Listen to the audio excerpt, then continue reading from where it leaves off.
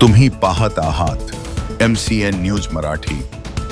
बुलढाणा जिल्ह्याच्या मोताळा शहरात महापरिनिर्वाण दिनानिमित्त 6 डिसेंबर रोजी भव्य रक्तदान शिबिराचे आयोजन करण्यात आले होते। भारतीय बौद्ध महासभा आणि वंचित बहुजन आघाडीच्या संयुक्त विद्यमाने महापरिनिर्वाण दिनी रक्तदान शिबिर तसेच अभिवादन सभेचे आयोजन करण्यात आले होते। या रक्तदान शिबिरात महिलांसह 55 रक्तदात्यांनी रक्तदान केले। यावेळी सर्वप्रथम भगवान गौतम बुद्ध आणि डॉक्टर बाबासाहेब आंबेडकर यांच्या प्रतिमेला पुष्पहार अर्पण व अभिवादन करून त्यानंतर अभिवादन सभेला सुरुवात करण्यात आली।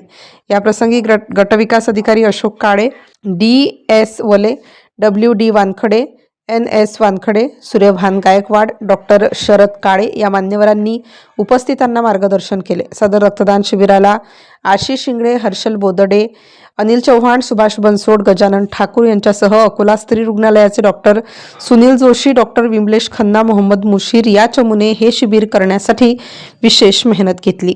MCN न्यूज मराठी करिता कृष्णा पाटील, मोताळा।